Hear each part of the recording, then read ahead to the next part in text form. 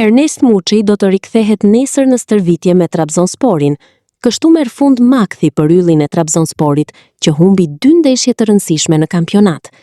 Ndeshja e radhës është me 19 prill përballë Başakşehir, një takim ky që vlen për javën 30 në Superligën turke. Aktualisht vendin e parë e mban Galatasaray me 4 pikë më tepër. Gara mbetet e hapur për ekipin e Trabzonit, ku Muçi qëndron i huazuar. Mes fushori me tipare sulmuese është një ndër më të vlerësuarit në këtë sezon. Për këtë pritet edhe blerja e kartonit nga Beşiktashi. Trabzonspori akoma nuk ka shfrytzuar opsionin e blerjes së kartonit të Ernest Muçit.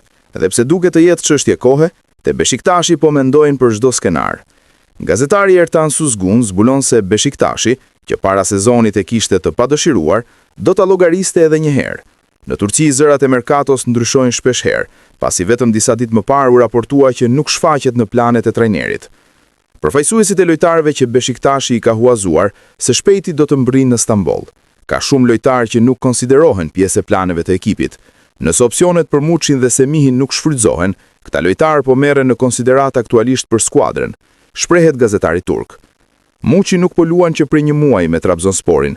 Rikthimi i tij nga kombëtarja solli edhe dëmtim, ndërsa është çështje ditësh që të rikuperohet plotësisht. Ernest Muçi nuk bën pjesë në planet e Beşiktashit, edhe nëse Trabzonspori nuk ushtron opsionin e blerjes së kartonit.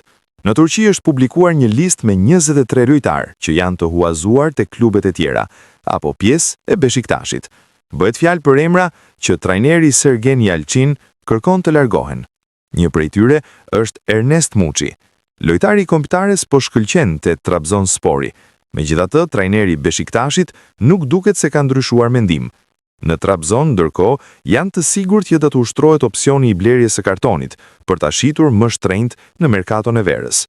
Surpriza është Kristian Aslani, dhe pse në pak kohë në dispozicion, trajneri i Beşiktashit e ka preferuar vetëm si titullar deri tani, madje deri tani mbetet në llogarit e trajnerit Yalçin.